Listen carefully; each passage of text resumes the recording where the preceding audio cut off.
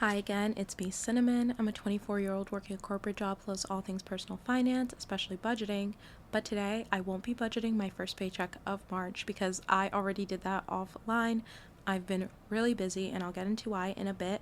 But because of that, I just budget offline as quickly as possible and then don't really think about my budget that much on the day to day. So I had to go into ynab, do a little bit of cleanup on my accounts, reconcile things so that I can film this video today and let you guys know what has been up.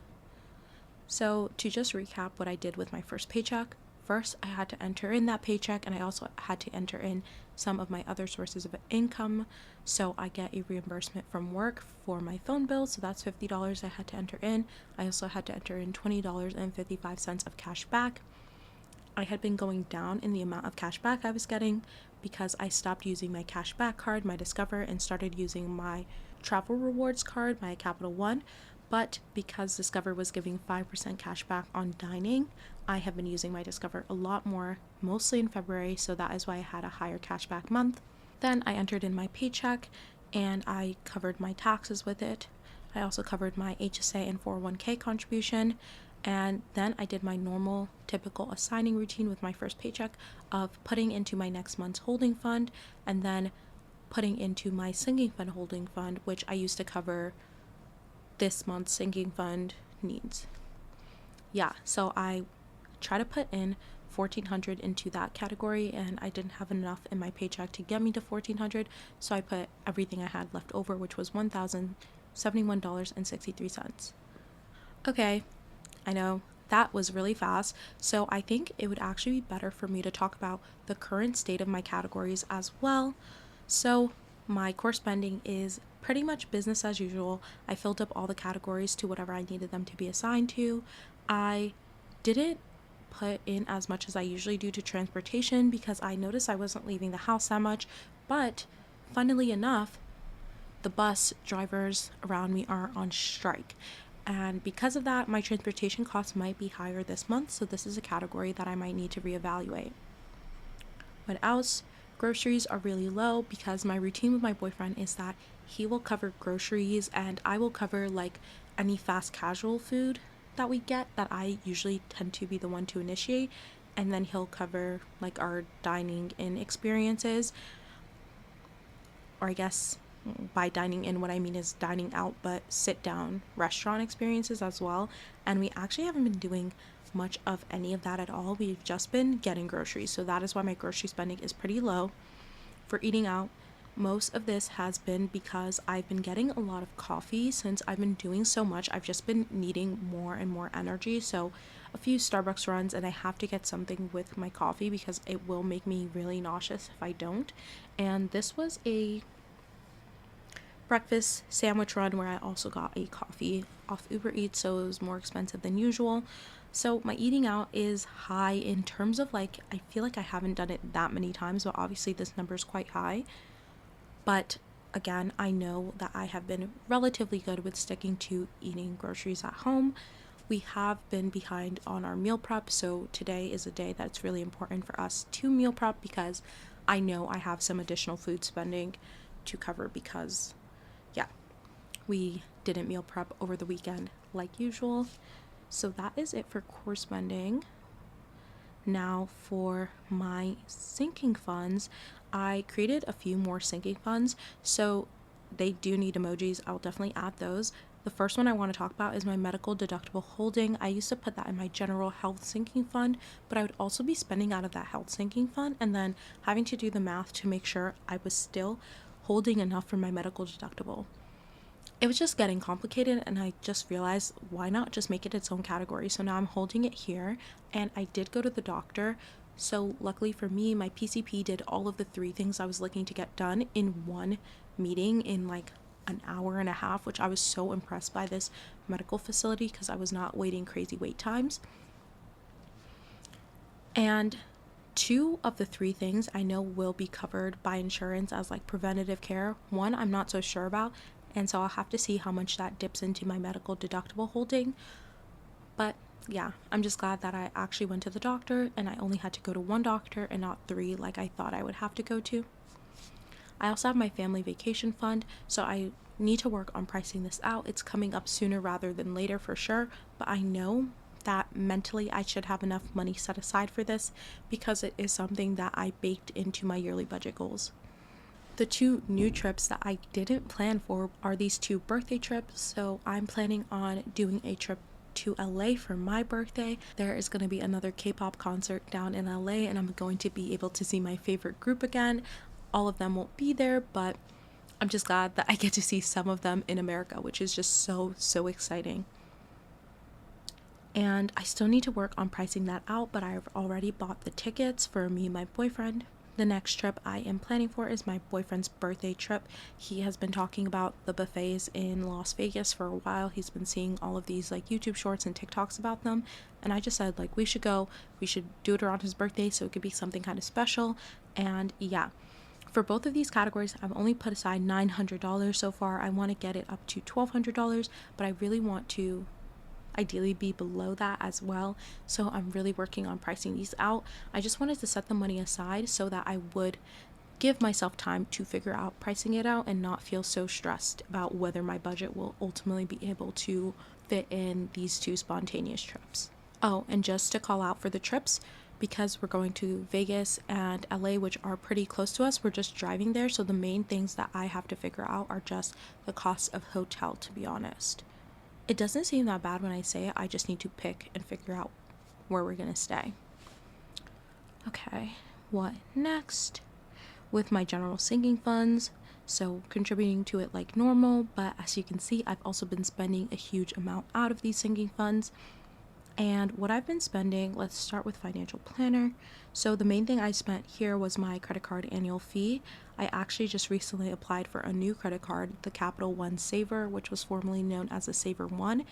And with that card, it's going to give me 3% back on dining, entertainment, groceries, like so many good things. And it has no annual fee, but my Venture X still has an almost $400 annual fee, so I had to cover that. And I also covered paying for my tax prep. I see I have $190 left over here, and I'm not so sure why, because the only thing left to cover is ynab, and that's supposed to be like $120-ish, so I don't know why I have so much left over in this category. I might pull some money out. My next big spending category is my girl next door category. The main reason for that is buying some sneakers and also buying a hair tool. So I got the refurbished version just to save some money. So I was luckily able to catch one of those because they don't always have refurbished versions for sale. But basically in this time, I feel like I'm just like maturing, and part of that, my frontal lobe developing is I am so quick to take decisive action now in a way that I wasn't before.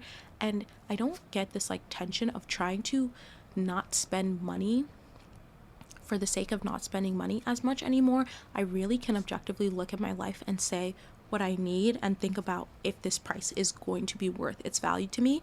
And those decisions I can just make like really quickly, and I'm acting on them really quickly. So I've been wanting this hair tool for a while now. I learned about it when I was first like 19, 18, I think 18.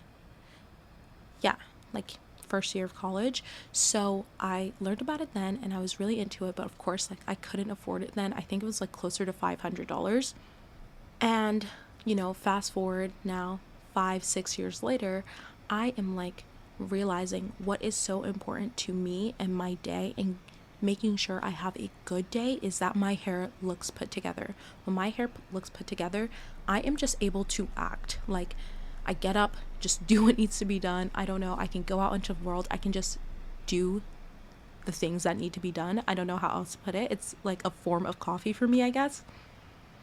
And so I just realized that investing in this hair tool is like good for me. Like there's no need to try to do my blowouts with cheaper alternatives that are decent, but not 100% giving me what I want and also just making my life easy. So yeah, that was a splurge I did. And even though I'm like, I shouldn't really be splurging during this time, I realized that there's just so many factors outside of my control on the microeconomic level, on the macroeconomic level, and I really need to just act in what I know is going to make my day-to-day meaningfully better. So that's my mentality now. And alongside that, I did stock up a little bit on skincare and hair care things as well, because it was impossible for me to find my go-to hair care stuff in person at Target. And I normally don't shop on Amazon because I feel like sometimes the products I get might not be real. Like, I heard about that. Like, sometimes in the reviews, people say, like, this is not the real formula or something. And I'm so paranoid about that. But I just realized it's worth taking the risk so I can have my go to hair products. And so far, so good. So, yeah. Those have been the splurges that are sort of me getting my life back together. You can see that I have a lot of this red overspent, and I'm not in a rush to cover overspending. Usually overspending is like sort of a flag reminder of things I need to fix. So when I see this overspent, especially in eating out, it makes me not want to eat out even more. So I know I can cover it, but I don't, because I want it to be like a little reminder. What was the spending here? Okay, this was getting a new phone case. Another thing where, like, before my frontal lobe was developing, I would have things and not act in a way where I could just use them. So I got a new phone for free, actually. And I need to upgrade my phone because I can't even use my work apps on my old phone because it doesn't pass the security clearance anymore, since it's using an older version of iOS. And so I got a new phone for free, and I've had it for a very, very long time now, and I still have not opened it because I'm like, oh, well, I need a case for the phone.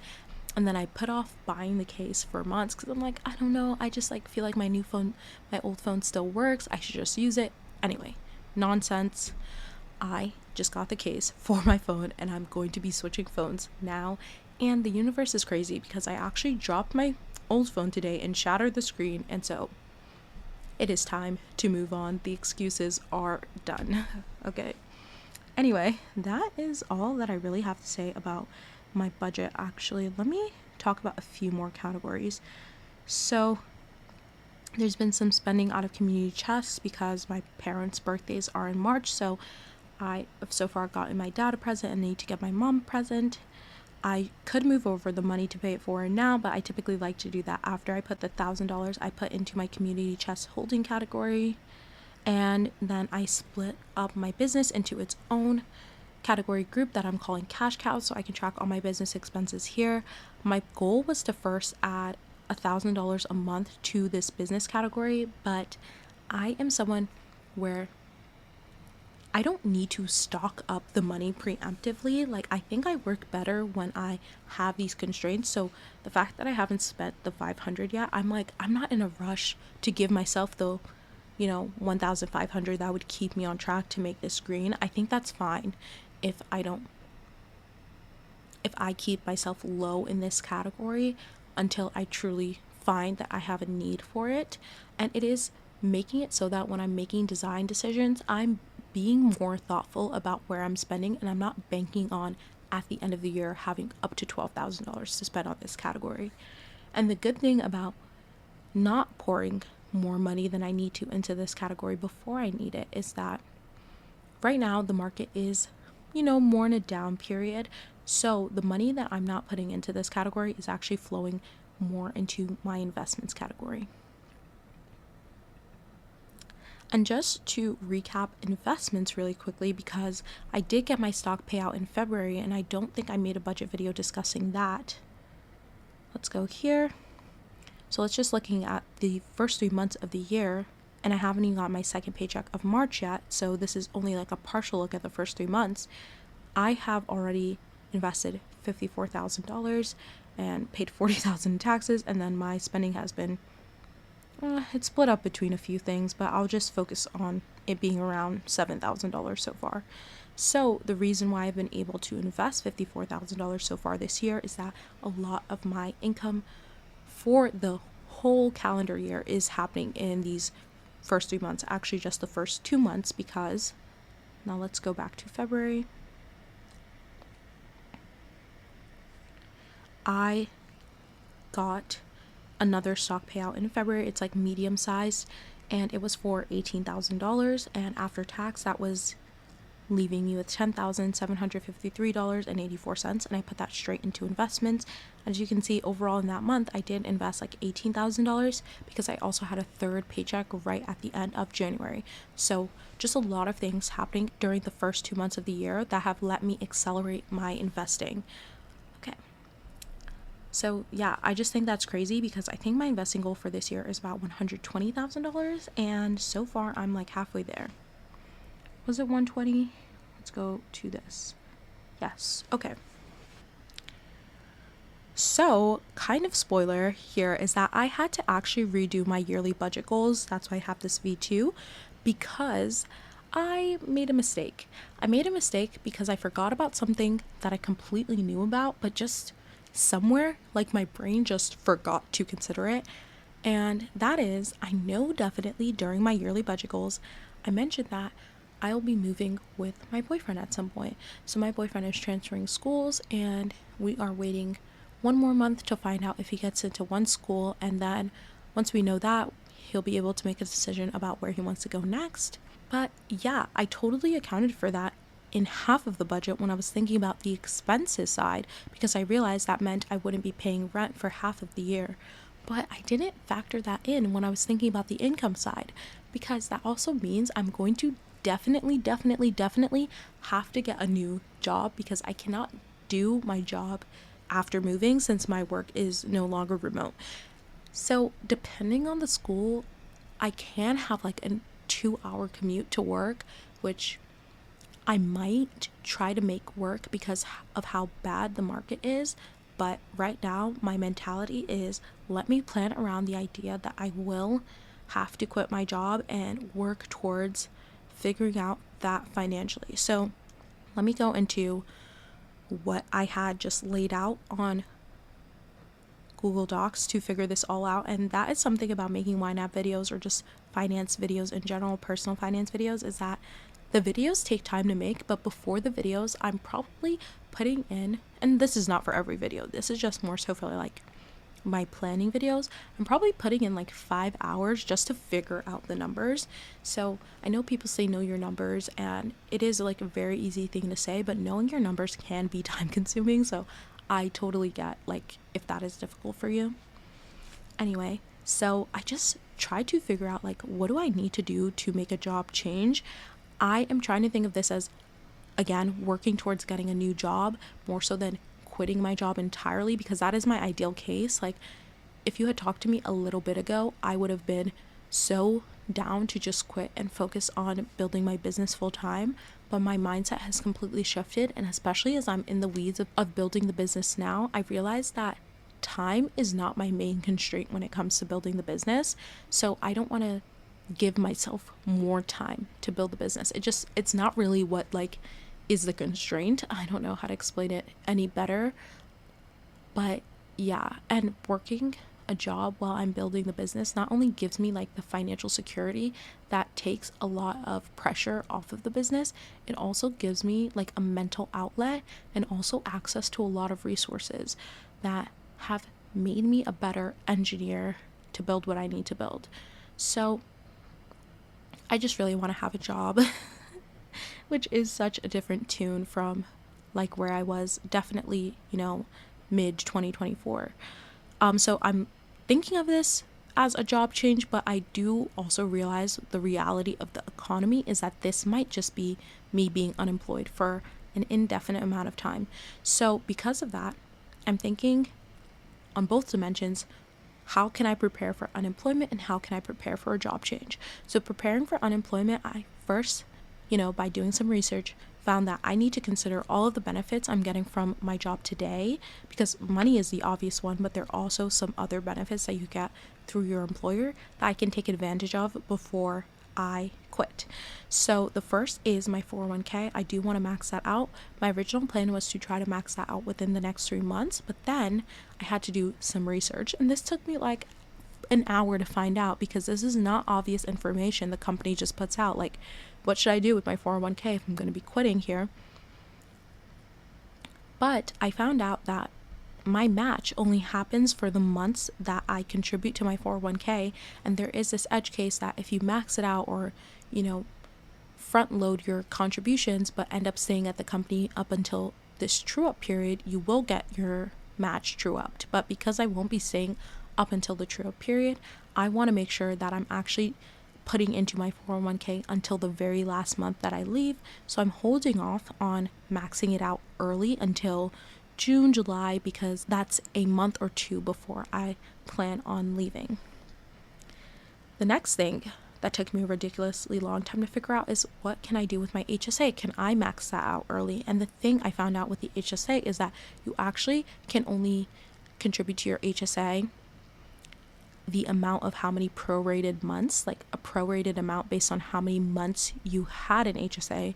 And there is this one edge case where if you had an HSA the last month of the year and then the next 12 months of the following year, you can actually max it out for both of those 2 years.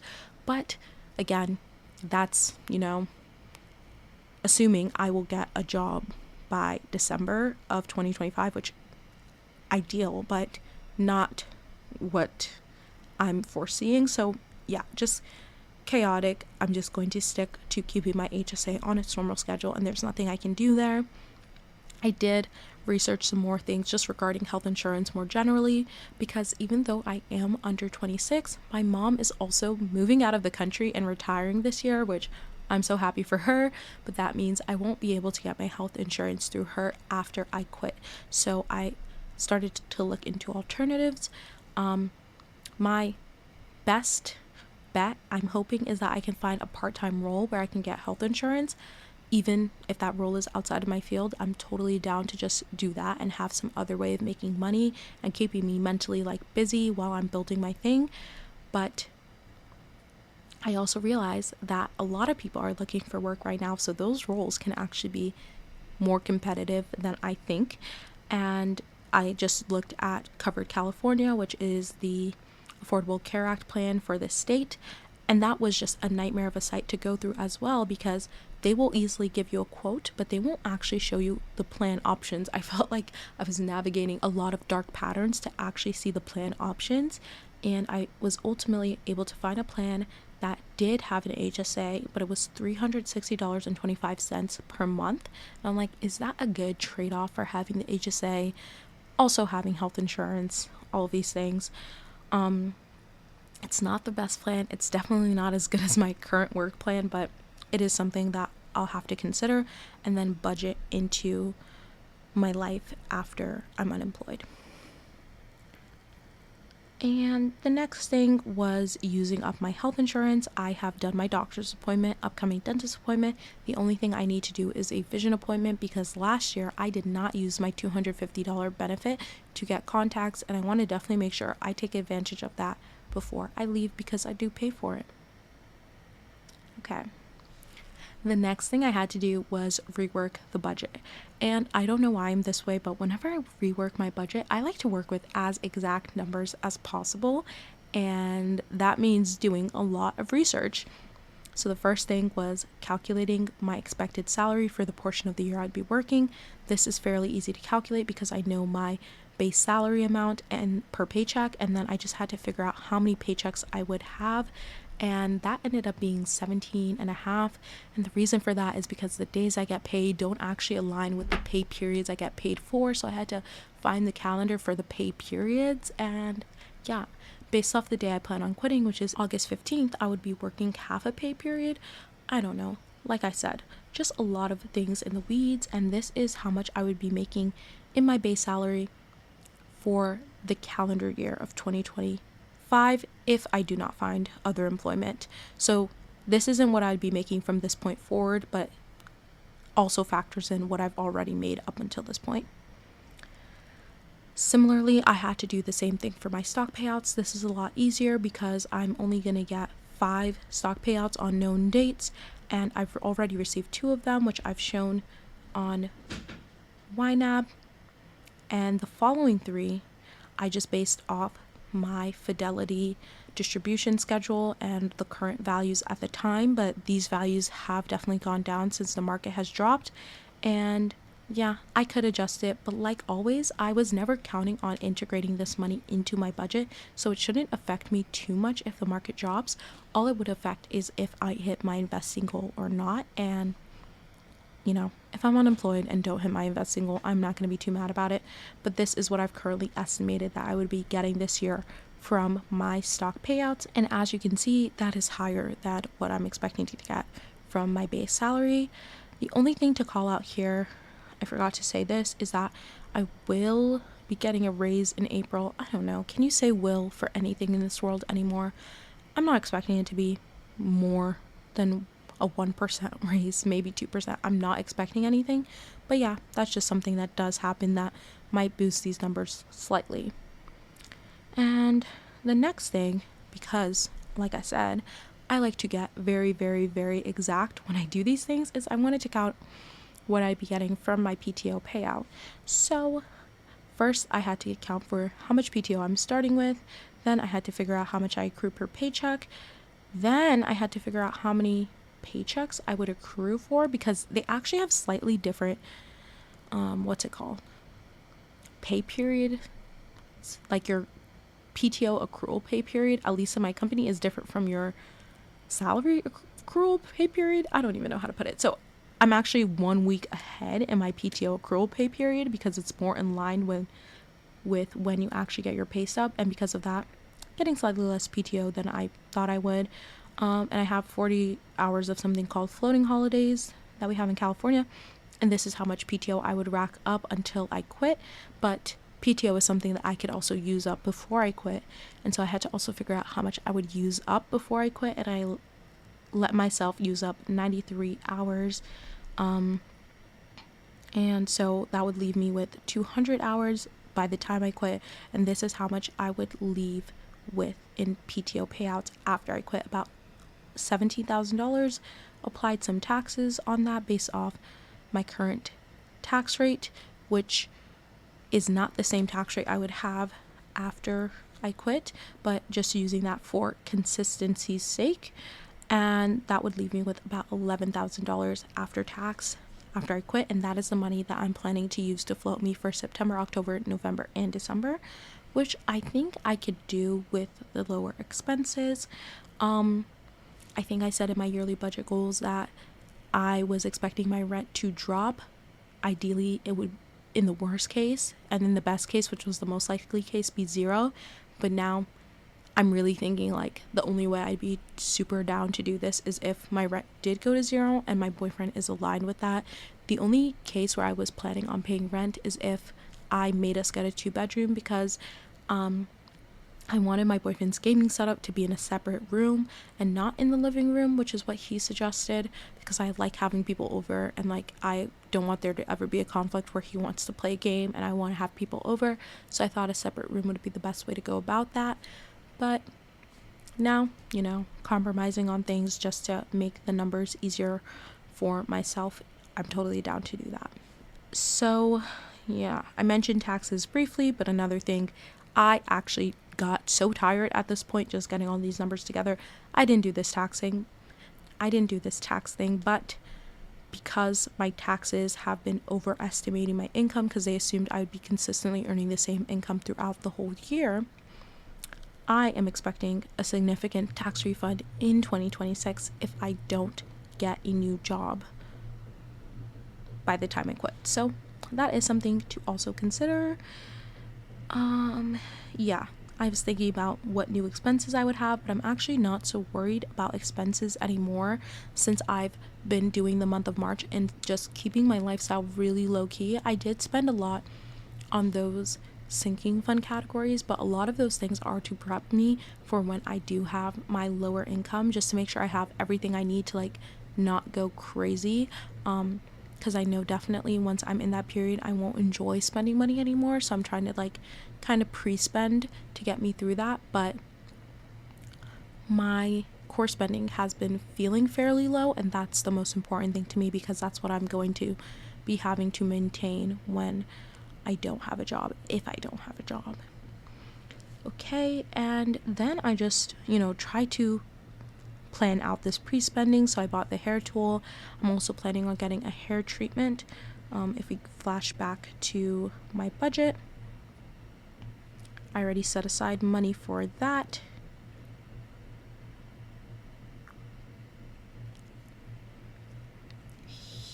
here. Oh, like this doesn't look right here. So yeah, I already set aside some money for that.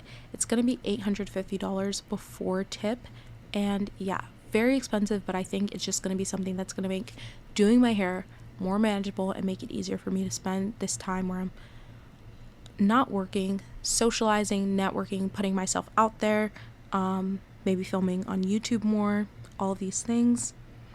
A good thing about not working is that when I get my nose job, I'm just going to be able to rest and relax and come back into my new job like with a new face, which has always been my dream, honestly.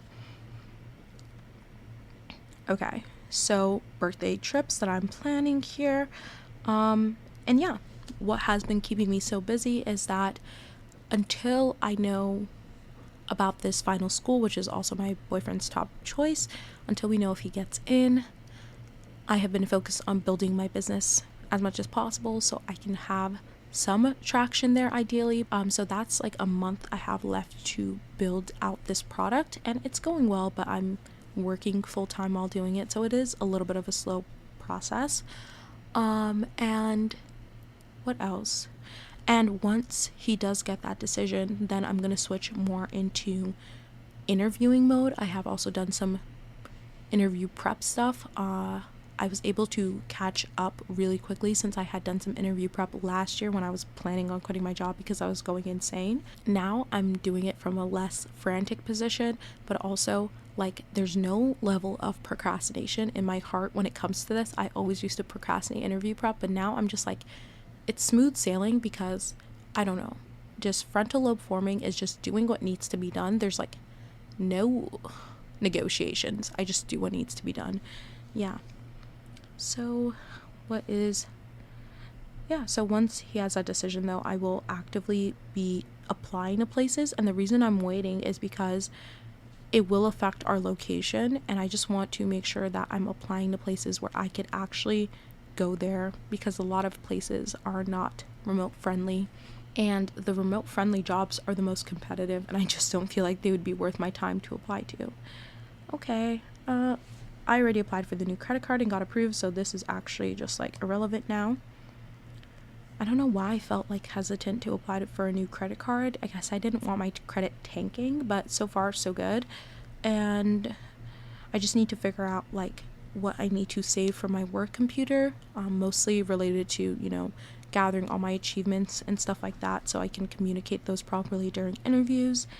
And yeah, I have a note to myself about what I need to make my next videos about, which is mainly how to reduce my spending and keep things in track, at least on that core spending front. So that has been life so far. Hopefully this all made sense. I really want to keep filming, but life is just crazy. I know for sure once I start interviewing, I'll probably have more time to film, but honestly, I can't make any promises. So yeah, thank you so much for watching. And also, there's so many people posting about ynab and sharing their budget with me now, so also thank you for posting, because I'm just like enjoying watching everyone's videos when I do a little dev work and go to the gym and all of those things I'm trying to do to get my life together. So thank you, and I hope you have a great day.